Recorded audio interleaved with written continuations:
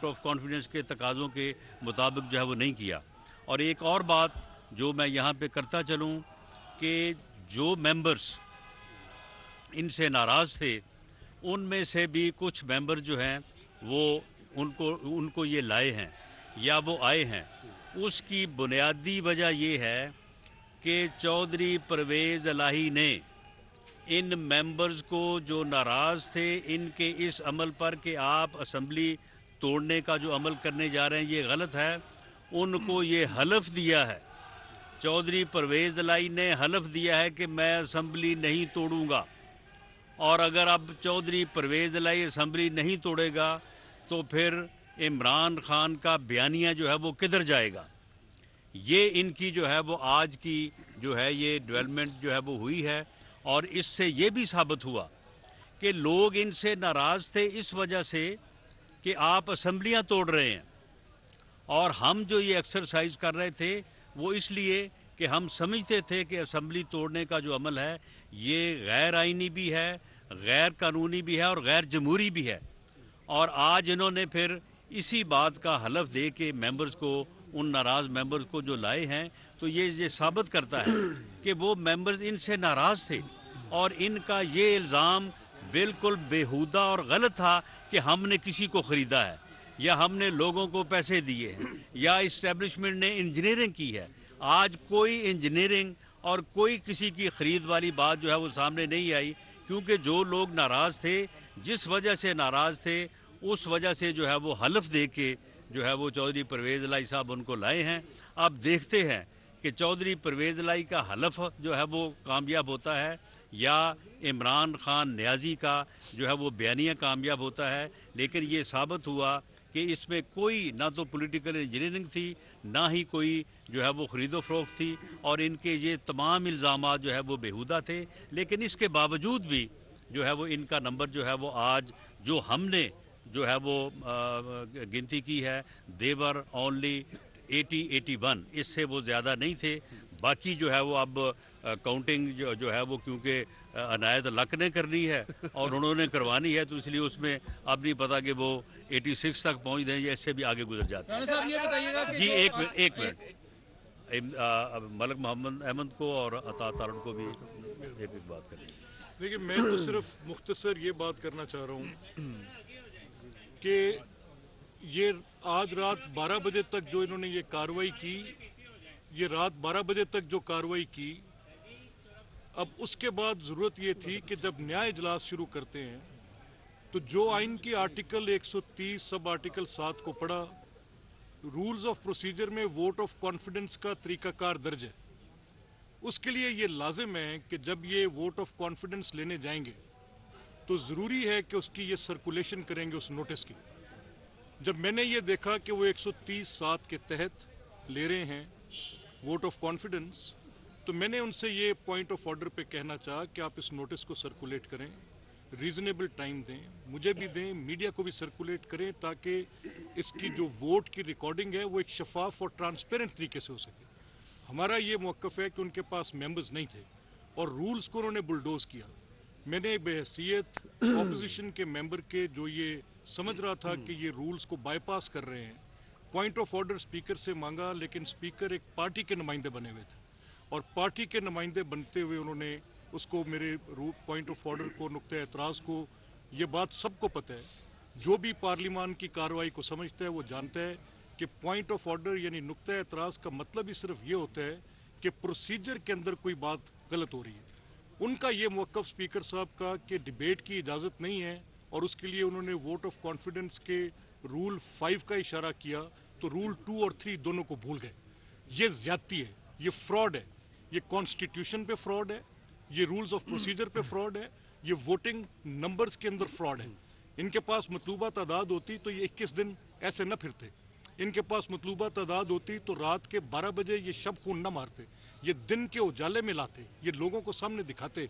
आज भी जो इनके मेंबर्स कम हैं वो हम सबको पता है उनके नाम क्या हैं, कौन है, कैसे हैं, लेकिन प्रोप्राइटी ऑफ थिंग डिमांड्स कि ये अपनी गिनती पूरी करके लेकर जाते हैं, हम उनकी एब्सेंटिज्म कोर्ट में प्रूव करते हैं। तो बेहतर ये है कि ये जो प्रोसीजर इन्होंने किया है ये cheated fraud on the rules, fraud on the constitution, bulldoze करके रात के 12 बजे तक। ये एक पंजाब असेंबली की तारीख का बदतरीन वाक़या है कि एक माइनॉरिटी चीफ मिनिस्टर जिसके पास अब मेजॉरिटी नहीं है वो विराजमान रहेगा और एक फ्रॉडलेंट मैनर के साथ रहेगा। आखिरी बात मैं आपसे ये कहना चाहता हूँ कि देखें, इसमें एक बड़ा, जैसे राणा साहब ने कहा, एक पिविटल की क्वेश्चन था कि असेंबली के तहलील करने की बात है। तो अब ये बात तो वाज़े हुई कि वोट ऑफ कॉन्फिडेंस लेते हैं। अब ये वोट ऑफ कॉन्फिडेंस लेने के बाद अपनी उस एडवाइस को जो तहलील करने के लिए देनी है और दे चुके हैं पहले, कल उसको इम्प्लीमेंट करते हैं। हाथ कंगन को आरसी किया, बिस्मिल्लाह। और देखिए, बात ये है कि पोलिंग एजेंट्स का मुकर्रर ना किया जाना, जब ज़ाब्ता पड़ा गया तो उसमें ये बात लाजिम थी कि उसमें पोलिंग एजेंट्स मुकर्रर किए जाते दोनों तरफ से, जो खड़े होके गिनती करते कि कितने मेंबरान जो हैं वो उस लॉबी में दाखिल हुए हैं। अब बदनीति क्योंकि शामिल थी और नंबर पूरे नहीं थे, जिस तरह राणा साहब ने कहा कि 181 182 से ऊपर इनका नंबर नहीं था, तो इन्होंने उसको कवर करने के लिए और गिनती में धांधली करने के लिए पोलिंग एजेंट्स मुकर्रर नहीं किए, रूल्स को बुलडोज किया। और देखिए, ये सिलसिला चला आता आ रहा है कि जब दोस्त मोहम्मद मजारी पे हमला किया गया, उस दिन भी प्रोसीजर को इन्होंने बुलडोज करने की कोशिश की। आज भी वही काम किया है कि रूल्स को बुलडोज करके पोलिंग एजेंट मुकर्रर ना करके अब ये 182 वाली सीटों वाली जमात जो है, जो माइनॉरिटी गवर्नमेंट है, ये 192 की गिनती करा लें, ये 292 की करा लें। जब आपने अपने ही स्टाफ को भर्ती किया हो और स्पीकर जानिबदारी की इंतहा पे पहुंचा हो, तो फिर तो कोई बैद नहीं ना कि आप गिनती में जितने मर्जी बंदे शामिल कर लें। बात यह है कि इनके पास बंदे नहीं थे, बंदे नहीं हैं, और ये अब धांधली के जरिए गिनती करवाना चाहते हैं। इसलिए हमने ये बॉयकॉट किया और हम ये अदालती कार्रवाई में जाएंगे और ये बात साबित करेंगे कि इनके पास 186 अराकीन की तादाद नहीं थी। 181 182 वाली जमात आज रूल्स को बुलडोज कर रही है सिर्फ इसलिए कि वो समझती है कि वो धक्काशाही कर सकती है असेंबली में, क्योंकि स्टाफ उनका भर्ती करता है, अमला उनका सारा अपना जाती अमला है। तो ये पहली दफ़ा नहीं हो रहा।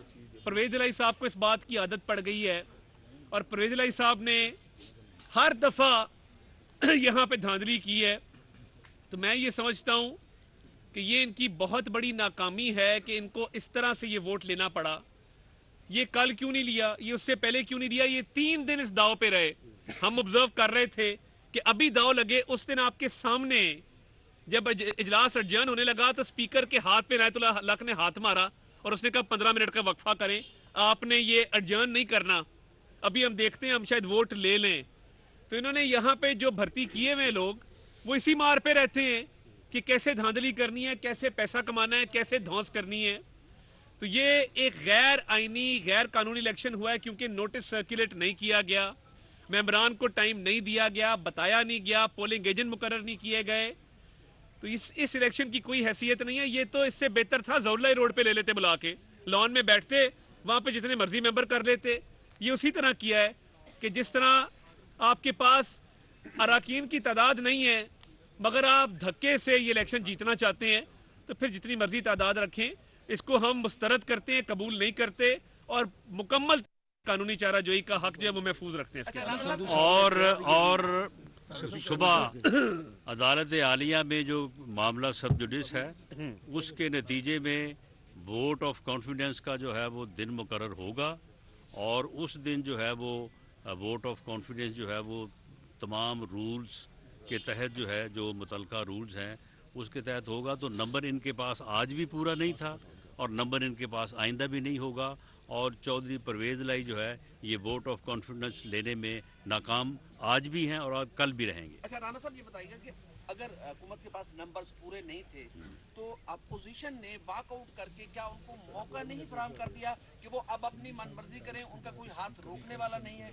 नहीं, मन मर्जी का मामला ये है कि जब वहाँ पे जहाँ पे वोट जो हैं वो दर्ज हो रहे हैं वहाँ पे स्पीकर का ये काम था। रूल्स इस बात का तकाजा करते हैं कि वो रेजोल्यूशन पढ़ते हुए और ये कहने से पहले कि लोग जो हैं वो वहाँ पे जो है वो अपना वोट दर्ज करवा के आगे जाएं, वहाँ पे वो पोलिंग एजेंट मुकर्रर करता, उनके बाकायदा नाम पुकारता, नाम पुकारने के बाद वो बंदे जहाँ वहाँ पे जाके खड़े होते और वो वोटों के अंदराज को जो है वो काउंट करते। जब उसने ये नहीं किया तो उसके बाद फिर हमारी तरफ से मुतालबा किया गया। जब उसने उस मुतालबे को भी तस्लीम नहीं किया तो फिर जिस प्रोसेस में हम शामिल ही नहीं है, जिस प्रोसेस में हमारी स्टेक ही नहीं है, तो वहाँ पे फिर हमें खड़े रहने का तो कोई फ़ायदा नहीं था। राणा साहब ये बताएं कि आपने सुबह कहा था जी कि कुछ लोग जो हैं वो मुल्क से बाहर हैं, जी। इनके हुक्मरान इत्तेहाद के, और उनकी आपके पास ट्रैवल हिस्ट्री भी मौजूद जी। है। क्या कल जब आप कानूनी चाराजोई करने जाएंगे, कल अदालत में भी आपने जाना है, तो उसमें वो ट्रैवल हिस्ट्री समेत बाकी तमाम कागजात भी पेश करेंगे? जी, वो ट्रैवल हिस्ट्री जिन लोगों की थी उनमें से एक फ़र्द जो है वो वापस आया है और उसका भी हमारे पास रिकॉर्ड है, और बाकी जो है उनका भी रिकॉर्ड हमारे पास है, वो हम अदालत में पेश करेंगे। और अब आप देखें कि ये फिगर क्या लाते हैं, ये क्या काउंट अपना क्या शो करते हैं, तो उसके मुताबिक जो है ये चीज़ जो है ये अदालत में साबित करने के लिए हमारे पास जो है वो सबूत मौजूद है। राणा साहब ये बताइएगा कि माजी में हमने ये देखा आपके केस में, मियां नवाज शरीफ के केस में, कि जजेस को फैसले लिखे हुए आए, व्हाट्सएप के जरिए आए। ये जो एतमाद की तहरीर थी, अदालत में फैसला गया, ये समाअत आज भी मुकम्मल हो सकती थी, कल भी हो सकती थी। क्या अदलिया को किसी स्टिक के इशारे का इंतज़ार था? और दूसरा ये बता दें, अगर पंजाब की यही सूरत आ रही तो राना सनाउल्लाह गवर्नर राज पर कायम है कि गवर्नर राज लगकर रहेगा? देखें, पहली बात तो ये है कि ये चौधरी परवेज़ इलाही के अल्फाज हैं, मेरे नहीं, कि जी ये वोट ऑफ कॉन्फिडेंस हम कैसे ले सकते हैं। गवर्नर का जो हुक्म है वो गलत है। अगर हम ये वोट ऑफ कॉन्फिडेंस लेंगे तो फिर हम उस हुक्म को जो है वो सच तस्लीम कर लेंगे, सही तस्लीम कर लेंगे, ये नहीं हो सकता। ये उसके अपने जो है वो अल्फाज हैं। आज अदालत में भी उनका ये मौक़िफ़ था कि गवर्नर का जो ऑर्डर है वो आइन के मुताबिक नहीं है।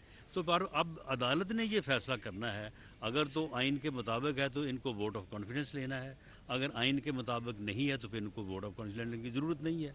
तो इसलिए इन्होंने ख़ुद जो है वो इस चीज़ को जो है वो यानी इन्होंने अबहाम में डाला है, और इन्होंने ये एक हेरा फेरी से जो है वो अपनी पोजीशन को जो अदालत में कमज़ोर है उसे स्ट्रेंथन करने की कोशिश की है, जो कि नहीं हो सकेगी। गवर्नर राज देखें, गवर्नर राज जब एक ऐसी सूरत बनती है जो कि जिसका मुजाहरा अब इस वक्त भी किया जा रहा है, तो ये एक फ़िट सूरत हाल है जो आइन में दर्ज है कि उसके तहत फेडरल गवर्नमेंट या पार्लियामेंट जो है वो गवर्नर राज का जो है फैसला कर सकती है। अच्छा राणा साहब, लास्ट क्वेश्चन जी। आपने 181 अरकान का कहा और जो हुकूमत है वो 187 का फिक्र बता रही है। आपके पास वो लिस्ट मौजूद है, नाम बता दें कौन कौन से अरकान जो इनके गैर देखें जी, हाज़िर हैं, वो अवाम को देखें मामला ये है कि ये मामला क्योंकि हमने सुबह अदालत के सामने रखना है, इसलिए हम इस चीज़ को जो है वो सरेदस ऑन एयर नहीं करेंगे। बाकी ये है कि अब ये किन लोगों को यहाँ पे हाज़िर करके जो है वो 187 का फिगर लाते हैं, उसको भी तो हम देखेंगे ना, वो रिकॉर्ड भी तो अदालत में जो है वो पेश होना है। मामला ये है कि वहाँ पे जहाँ पे ये काउंट कर रहे हैं वहाँ पे तो इनको चेक करने वाला कोई भी नहीं है, और जो लोग वापस आए हैं, जो लोग नाराज़ थे इस बुनियाद के ऊपर कि आप असम्बली क्यों तोड़ रहे हैं, उनका भी हमारे पास मौजूद है, उनके नाम भी हमारे पास मौजूद हैं जो वापस आए हैं। तो फिर ये बात इनका जो बेहुदा इनका इल्ज़ाम था, और इमरान खान न्याजी रोज़ जो है वो 2-2 घंटे जो है वो आहो पुकार करते थे टीवी पे कि जी ये तो नोट चल रहे हैं, जी ये तो ख़रीदो फरोख्त हो रही है, ये तो जी सियासी इंजीनियरिंग हो रही है, तो इल्ज़ाम फिर कहाँ गए? अच्छा राणा ये साहब, सारी चीज़ें राणा साहब- गलत प्रोपेगेंडा और गलत इल्ज़ाम राणा साहब, लगाते आखिरी सवाल ये बताइएगा, कुछ इतलात ये हैं कि इमरान खान साहब ने परवेज इलाही साहब को दोबारा वज़ीर आला बनाने की यकीन दहानी कराई है, इस हवाले से क्या कहेंगे? जी, हमारी इतला ये है कि चौधरी परवेज़ इलाही ने हलफ दिया है अपने मेंबर्स को, वरना वो 12-13 मेंबर्स किसी सूरत भी सिर्फ इस बुनियाद पे, कोई उनके साथ कोई जो है वो ना कोई ख़रीदो फरोख्त थी, ना पॉलिटिकल इंजीनियरिंग थी, इस बुनियाद पे कि ये असम्बलियाँ तोड़ रहे हैं, उनको इसने हलफ दिया है कि असम्बली जो है वो नहीं तोड़ी जाएगी। आप देखते हैं कि वो चौधरी परवेज़ इलाही का हलफ जो है वो कामयाब होता है या इमरान खान का बयानिया कामयाब होता है। Thank you. आप बता